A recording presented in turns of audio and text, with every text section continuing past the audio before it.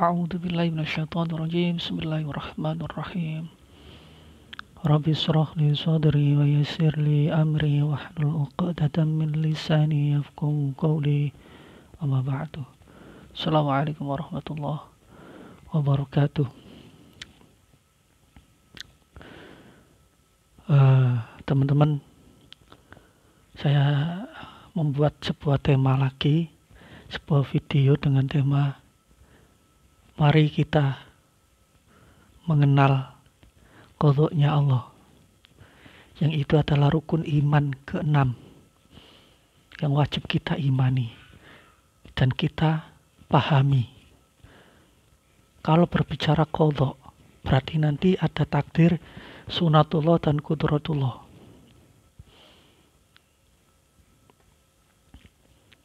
Terus kalau kita bicara tentang qadha, berarti nanti ada hubungannya dengan kolam, keinginan Allah yang dibentuk menjadi kolam, dan keinginan Allah juga yang dibentuk menjadi nafsu. Jadi kolam ini adalah makhluk Allah yang sangat-sangat canggih, teman-teman. Kolam ini mampu mengetahui catatan-catatan makhluk, yang kolam ini kalau kita biar tidak bingung, kita kembalikan ke dalam Al-Quran, bima kasabat wa 'alaiha maktasabat. Kalau kebaikan itu dari Allah, kalau keburukan dari kamu. Maksudnya seperti ini, teman-teman. Jadi ayat ini banyak ayat-ayat Allah yang menceritakan kalau kebaikan itu dari Allah, kalau keburukan dari dirimu sendiri, nafsu. Karena kita itu mengandung nafsu lawamah, amarah, sufiyah. Sufiyah itu seakan-akan kita suci, ya kan, seperti sufi. Kalau bahasa lain mulhamah. Jadi nafsu-nafsu ini itu sejenis dengan kolam. Nah, Allah itu kalau membuat takdir manusia itu baik semuanya. Jangan sampai melenceng, dan Allah itu menginginkan mereka semua itu masuk surga. Lah kok ada kejahatan? Lah di kolam itu tertulis langsung, nanti kalau kebaikan seperti ini, seret, seperti itu. Akhirnya seperti ini, seret, seperti itu. Tapi ada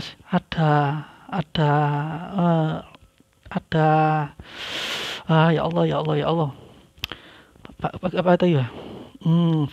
Versi lain, versi yang lain dari diri kita. Karena takdir manusia itu ditulis. Kalau masalah kebaikan ditulis sama Allah. Jaga kesehatanmu dengan cara tidak berlebihan, makan makanan yang manis, makan makanan yang asin. Jaga dirimu, jaga perilakumu agar kamu nanti husnul khotimah. Jaga dirimu seperti ini. Lah di kolam tersebut otomatis itu, teman-teman, tulisan itu langsung otomatis. Bukannya Allah yang nulis, ya kolam ini langsung. Kalau orang ini satu orang contoh satu orang saja ya. Kalau satu orang ini ditulis kebaikannya, itu kan Allah yang nyuruh, tolong tulis seperti ini. Tapi kalau dia mengendaki atau berbuat sesuai dengan nafsunya, maka akan seperti ini. Jadi rancangan manajemen yang canggih itu, planning itu sangat canggih kolam ini, teman-teman. Jadi kalau kita itu sesuai dengan kehendak Tuhan, ada jalurnya, seret, baik semua. Tapi kalau orang itu mengikuti nafsunya, maka akan ada tulisannya, kamu nanti akan seperti ini, akan membunuh orang ini, akan seperti ini. Jika kamu seperti ini, ada tulisan, ada jalur-jalurnya, teman-teman. Kalau saya seperti ini, kalau langkah ke kiri nanti kemana, langkah ke kanan kemana, ke depan kemana, ke belakang kemana. Kalau kehendak diri kita, Kalau dengan kehendak Allah, yang kalau kita itu berusaha menghindar dari nafsu lawwamah, amarah, mulhamah atau sufiyah itu, berarti kita kan jernih. Kita itu punya nafsu mutmainah. Maka nanti kita ini yang sesuai dengan takdir asli, catatan asli yang dikehendaki Allah. Jadi di catatan itu tulisannya seperti ini. Ini kalau mengikuti nafsu mutmainah seperti ini. Seret akhirnya seperti ini. Kalau mengikuti nafsu, nah masalahnya manusia itu tidak bisa mengikuti nafsu mutmainah karena tutupi 3 ini. Jadi yang merusak kehendak kita atau merusak takdir kita, ya nafsu kita sendiri itu. Aslinya takdir Allah itu baik semuanya, teman-teman.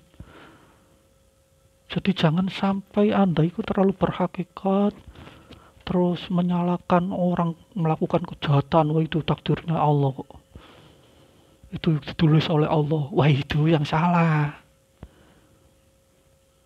Karena nanti kalau kita memikirkan seperti itu, ya kan, nanti bertabrakan. Karena hari akhirat, yaumul qiyamah itu hak, yaumul ba'ts, hari kebangkitan itu hak, hari balasan itu hak, surga neraka itu hak, teman-teman. Tidak ada jangan semua ayat atau hadis Al-Qur'an, ayat Al-Qur'an, terus hadis-hadis Nabi itu Anda terjemahkan bebas sesuai dengan kehendak Anda.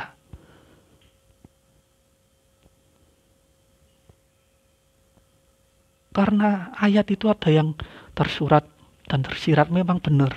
Tapi kalau memang itu benar-benar nyata, jangan diartikan secara hakikat atau yang lain. Cukup alam barzah itu benar-benar ada, teman-teman, dan ada siksanya. Dan ini akan saya tunjukkan rahasianya. Biar enggak, orang kan kalau mendengarkan orang-orang sufi atau orang tasawuf berkata tentang alam barzah itu enggak ada sebenarnya. Itu hanya syariat. Itu susah itu. Aduh, salah. Otomatis nanti Anda membuat ajaran baru, seakan-akan ajaran Nabi Muhammad itu sudah tidak sempurna. Jangan. Nabi Muhammad itu bukan orang biasa. Kalau dia melihat surga beneran. Kalau ada alam barzah beneran. Dia bukan kelasnya nabi-nabi ecek-ecek atau wali-wali seperti ring 1, ring 2, udah dia langsung Jibril. Kalau mi'raj beneran. Kalau Nabi Muhammad itu melihat Allah beneran. Kalau wali melihat Allah itu hanya rekaman dulu. Apakah kamu menyaksikan aku Tuhanmu bala syahidna? Iya, itu loh. Kemudian difanakan, dijadabkan, terus dia kembali ingat. Oh, gambarannya Allah itu seperti, bukan kita itu mi'raj ke sana terus diperlihatkan oleh seperti Nabi. Ndak, itulah kehebatan Nabi Muhammad. Dia langsung ke sana. Sedangkan wali yang kelas tinggi itu hanya diingatkan memorinya dulu sehingga dia bisa melihat wujudnya Allah. Dan itu yang mengingatkan oleh Allah.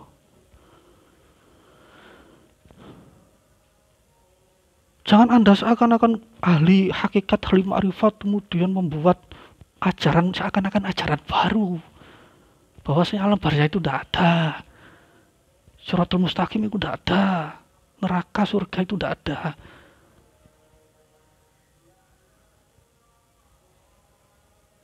Itu berarti Anda membuat ajaran baru seakan-akan Nabi Muhammad itu hanya istilah-istilah saja, tidak ada kenyataannya. Wah, itu susah itu.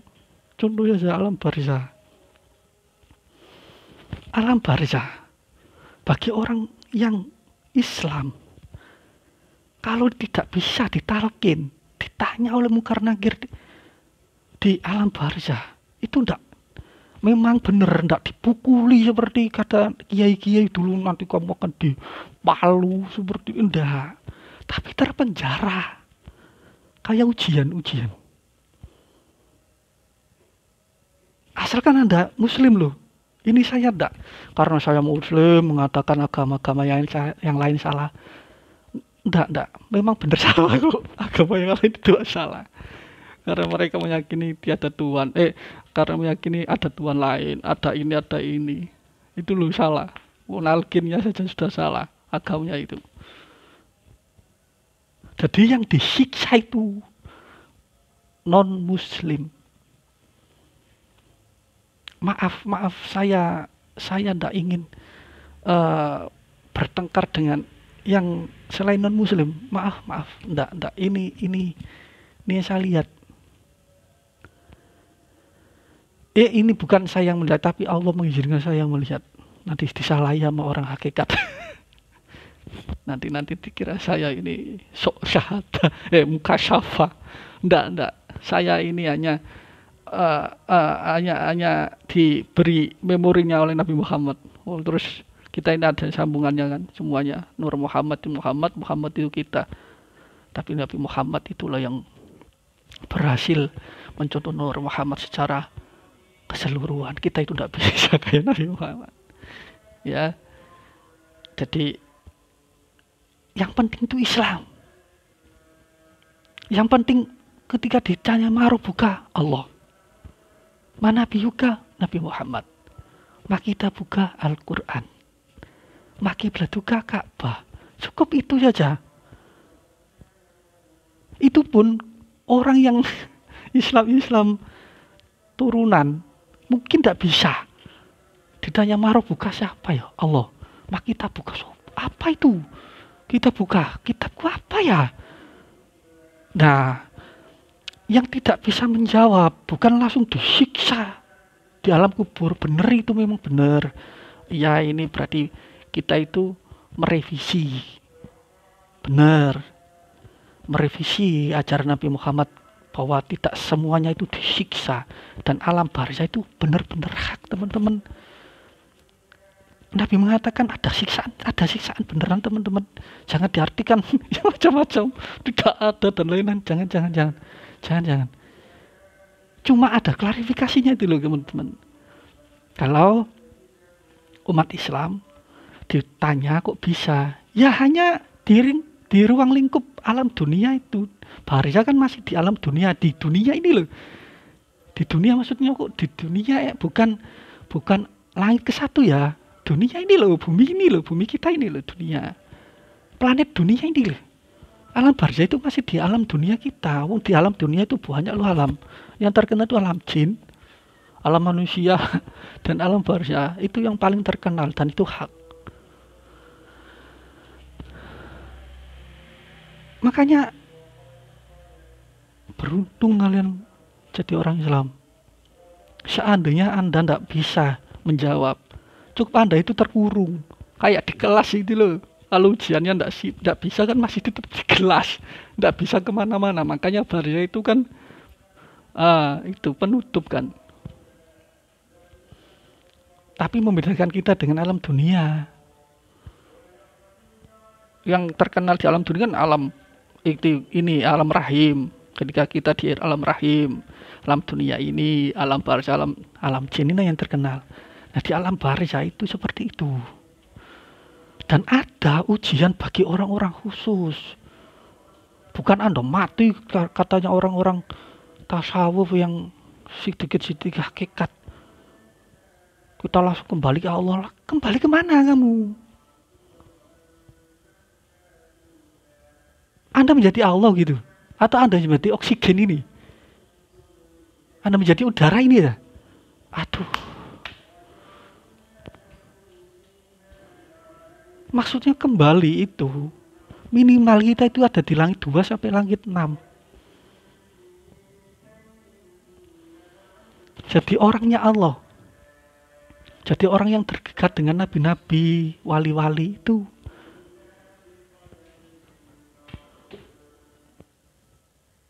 Minimal kita di alam barzah bukan golongan orang yang dipukul ini benar-benar sama mungkar nakir itu, yang tidak tahu Allahnya, yang tidak tahu nabinya, yang tidak tahu Muhammadnya, yang tidak tahu apa itu kiblatnya.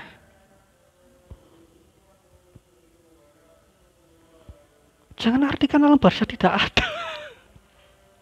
Alam barzah ada.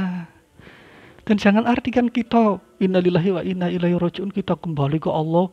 Contohnya ya, kalau saya ini Allah ya, saya kembali ke sini. Enggak. Kembali itu seperti ini loh teman-teman. Konsep kembali itu seperti ini. Yang benar-benar konsep kembali itu. Di Al-Quran ada. Ketika suatu masa, maksudnya masa itu kiamat, setelah dibangkitkan itu, malaikat-malaikat dan ruh-ruh itu berbaris. Nah ini kita itu yang tidak mau dijadikan jasad lagi. Itu maksudnya kembali itu. Kembali tidak bercangkang, tidak berjasad. Biarkan orang bersyariat itu ingin surga. Mereka dibangkitkan dengan jasadnya. Kita yang innalillahi wa inna ilaihi rajiun itu jangan mau dibungkus lagi. Nanti kalau kita ingin dibungkus lagi berarti kita ini masih ingin surga.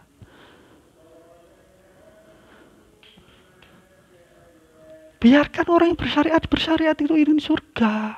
Alhamdulillah kalau masuk surga. Tapi mirisnya itu kalau masuk neraka. Ya Allah, berarti permusuhan ini kan masih iblis masih menghasilkan makhluknya Allah yang makhluk Nabi Adam yang Bani Adam yang masih masuk neraka itu yang miris. Bagi kita yang benar-benar tahu.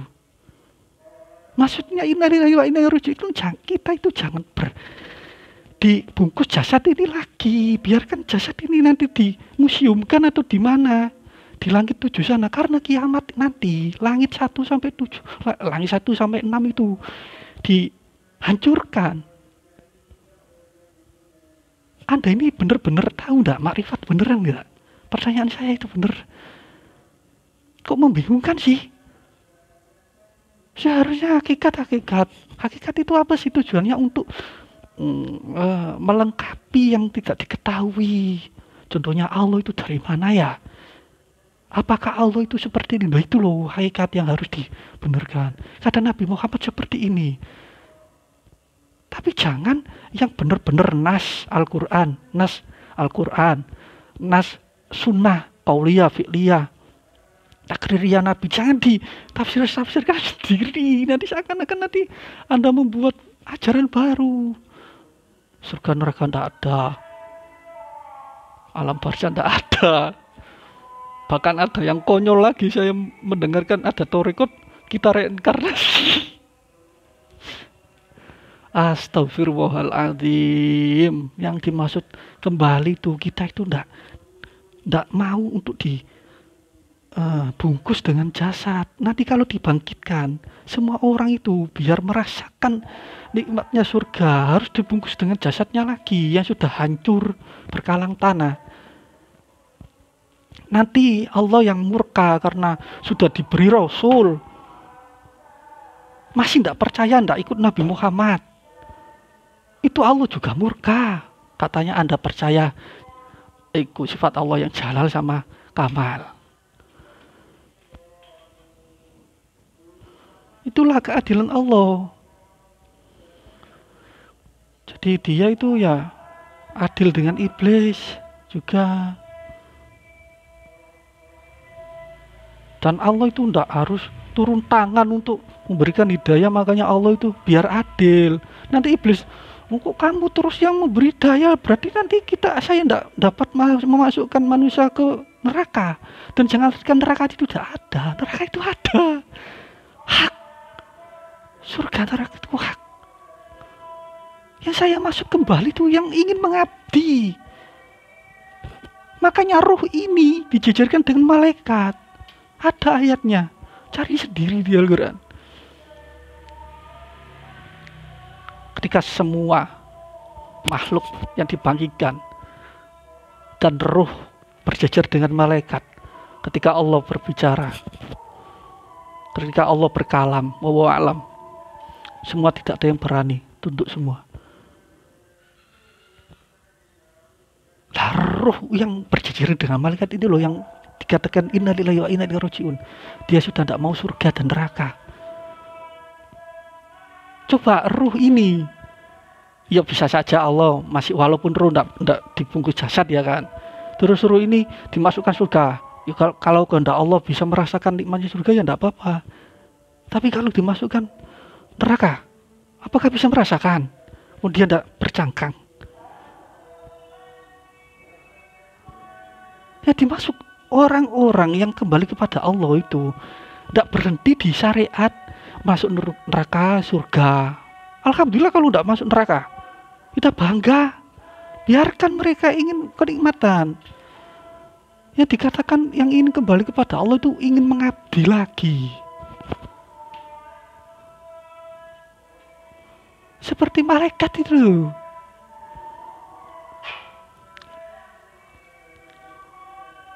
Makanya ada malaikat itu, ada cerita malaikat yang menjelek-jelekan makhluk Allah berupa manusia ya kan.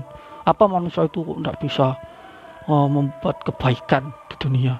Terus Allah marah. Jangan ngomong seperti itu. Nanti kamu tak kasih nafsu, kamu nggak bisa loh mengendalikan fitrahmu sebagai cahaya. Ternyata di tangan Allah membalas tantangan. Waduh. Makanya inti dari ajaran ini, hakikat dan syariat itu, kita itu mengabdi dan jangan sampai protes. Itu saja. Makanya saya pernah mengatakan, ya Allah, saya hanya ingin kembali kepadamu dan jangan kasih saya nafsu seperti malaikat saja, karena saya ingin mengetahui nanti. Saya tidak ingin di surga terus tidak tahu kalau Allah membuat film lagi, buat makhluk lagi. Nah saya itu ingin menjadi panitia seperti malaikat. Apakah surga neraka itu tidak ada teman-teman. Hak, benar-benar hak. Yang dikatakan kita kembali kepada Allah itu, yuk kita itu ingin menjadi malaikat itu, mengabdi lagi. Dan jangan sampai Allah itu memberikan kita nafsu yang seperti iblis, seperti Nabi Adam. Karena rusaknya catatan di kolam ini itu gara-gara nafsu juga. Kalau Anda ingin membantah saya, coba sejarahnya Allah membuat nafsu.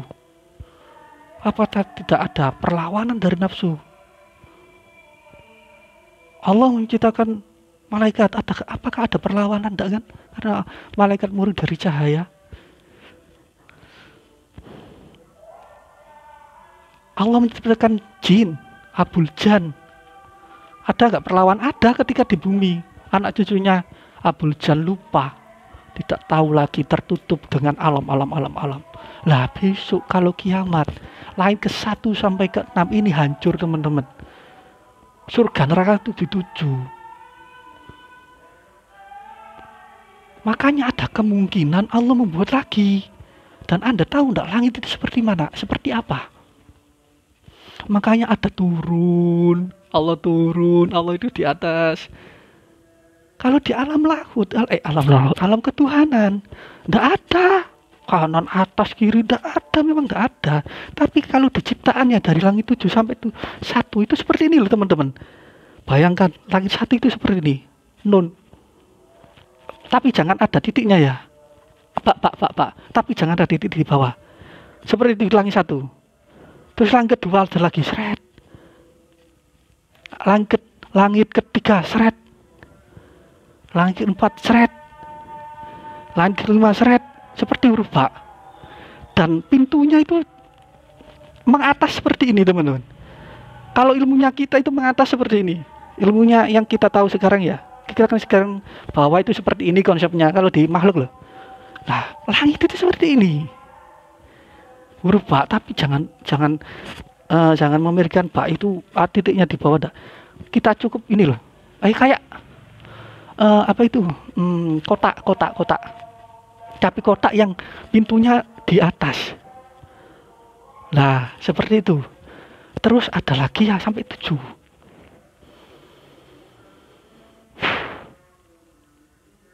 Nah, langit-langit ini nanti dihancurkan 1 sampai kita bumi ini ada di langit ke-1. Langit ke-1. Bumi ini.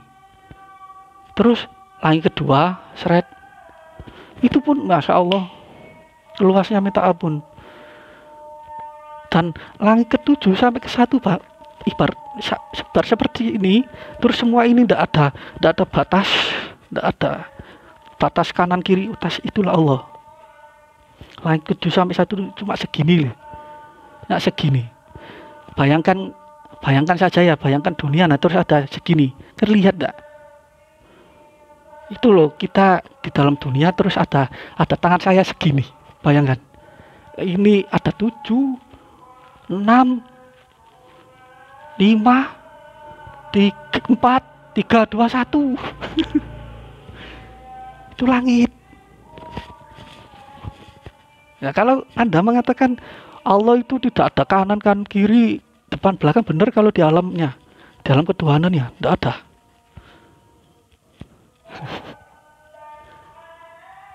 Jadi langit-langit ini nanti akan dihancurkan 1 sampai 6. Tempat surga dan neraka itu ada di langit 7. Kok sempit banget ya? Sempit apamu? Kalau orang Jawa mengatakan sempit matamu. Bumi saja segini besarnya kok. Ini loh bumi, ini loh paling kecil. Planet bersatu menjadi galaksi bersatu menjadi universe. Ya, universe ini belum tahu pojokan langit.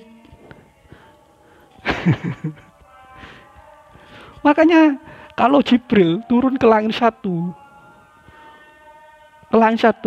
ya kan, belum nanti ke bumi, dia di langit-langit yang besar sekali kan. Ya seperti itu. Itu pun Jibril sudah mengecil. Itu di langit-langitnya saja loh. Bayangkan. Jadi kolam. Catatan Allah menakdirkan seorang itu baik semua aslinya. Cuma ada planning, ada catatan-catatan ketika nanti kita itu melakukan nafsu lawamah seperti ini. Oh, seperti ini. Nah, setiap satu orang tuh catatan, wow, canggih sekali kolamnya Allah itu, berupa kodok itu canggih sekali kolam itu. Canggih sekali teman-teman. Canggih sekali planningnya Allah. Nanti kalau kita mutmainah itu seperti ini jalurnya. Kalau nafsu lawamah kita itu kalau mengendaki kehendak kita sendiri yang lawamah seperti ini, nafsu amarah seperti ini, catatannya ada semua. Tapi yang dikehendaki Allah itu aslinya itu, yang dikehendaki Allah langsung itu, yang mutmainah itu, yang bagus-bagus.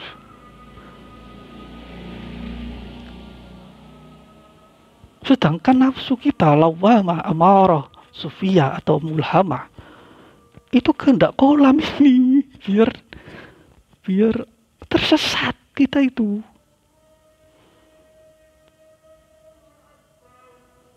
Kayak aslinya kita itu di dunia ini aslinya itu ya untuk belajar mengendalikan nafsu ini, lawamah, amarah, sufiyah.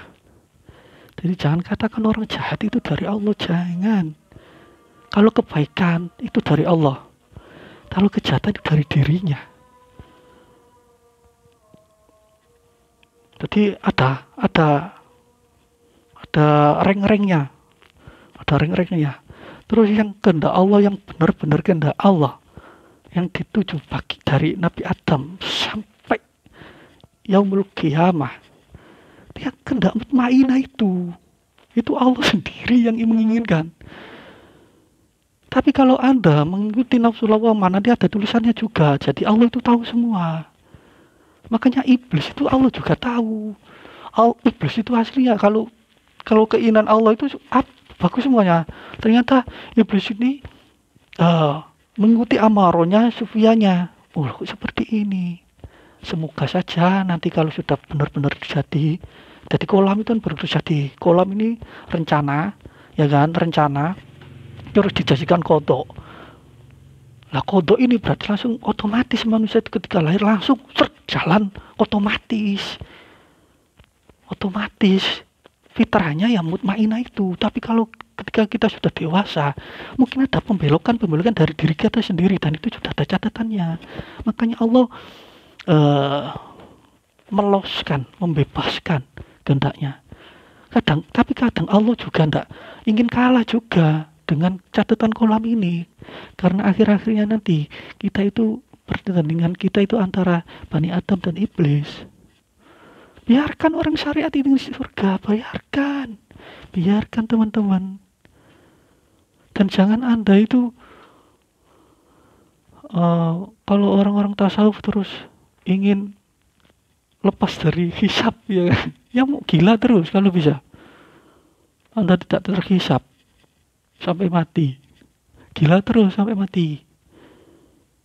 Kalau Anda jadab, masa jadab terus?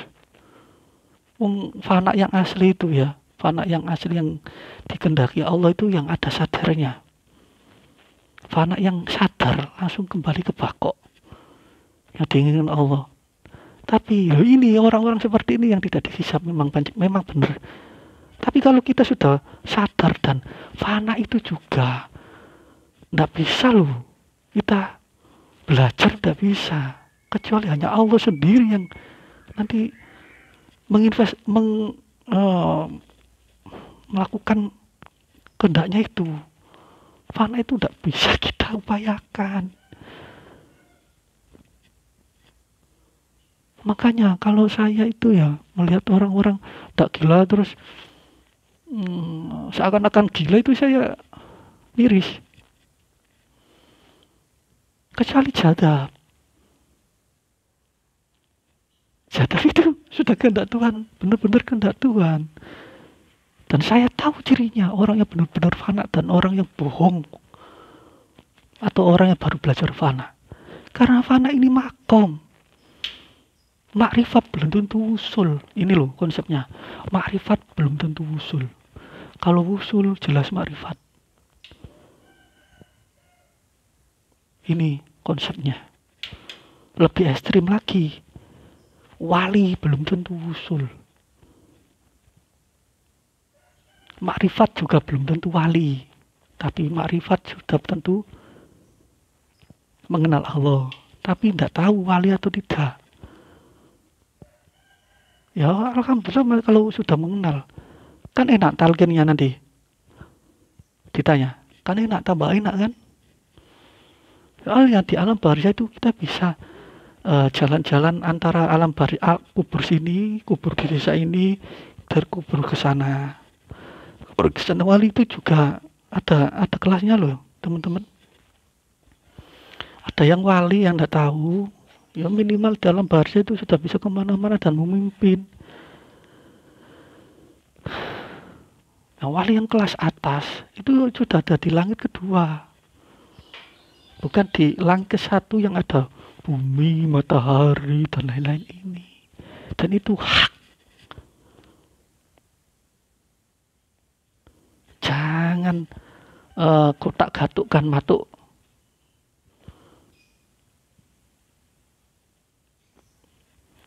Ajaran Nabi Muhammad itu sudah hak, teman-teman. Sudah hak.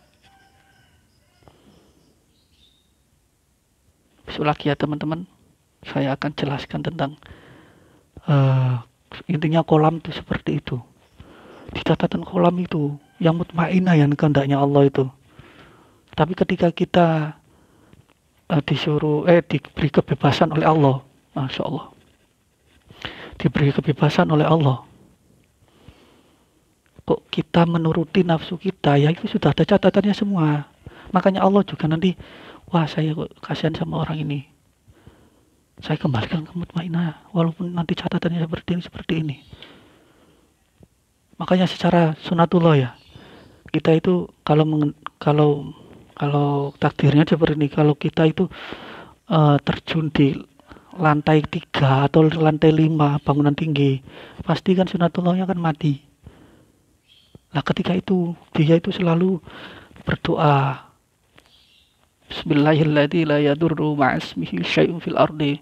Mungkin dari berkah ini takdirnya itu ada trek lewat bawah pasir, jatuh secara sunatullah, tulisannya itu takdirnya itu mati, tidak jadi mati. Lah ini qudratullah namanya. Ada kehendak Allah di situ. Jadi tidak semua itu kehendak Allah. Orang yang mendengarkan ini loh, nanti salah paham omongan Anda. Orang-orang tasawuf, hati-hati ya. Hati-hati. Saya juga tidak selalu benar. Tapi hati-hati ya. Jangan samakan hakikat-hakikat Anda dengan kenabian. Apalagi Nabi Muhammad. Nabi Muhammad itu benar-benar melihat. Dan ada memang sesuatu yang dirahasiakan. Makanya ajaran-ajarannya itu dirahasiakan. Diajarkan hanya kepada Sayyidina Ali. Tapi ajarannya itu memang benar. Kiamat ya benar. Shiratal Mustaqim ya benar. Saya takutkan orang awam itu, loh berarti ternyata salah semua ya yang saya pelajari ya. Al-Quran hadis terus saya sekolah dulu, berarti salah ya, ada surga neraka. Oh berarti tidak ada hari akhirat ya. Oh ini ya susah. Anda mengartikan innalillahi wa inna ilaihi raji'un itu loh, saya juga mamang kok mendengarnya kok. Maksud Anda kembali itu bagaimana sih? Nanti khayalan Anda kayak orang mimpi itu ya, gelap semua itu ya kalau mati ya. Weh, Anda belum tahu ya itu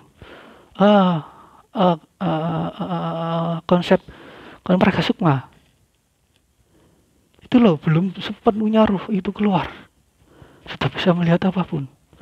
Anda belum tahu ya konsepnya mukso.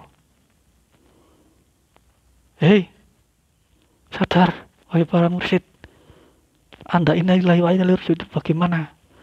Kembali ke bagaimana? Kembali menjadi Tuhan gitu ya. Astagfirullahaladzim.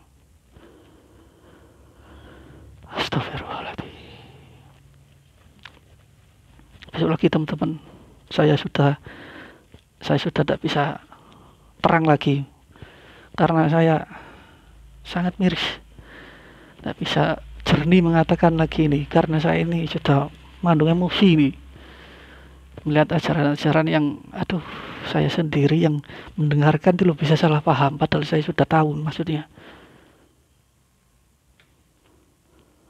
Astagfirullahaladzim. Maafkan saya teman-teman yang mendengarkan, maafkan saya. Billahi taufiq wal hidayah waridho wal inayah.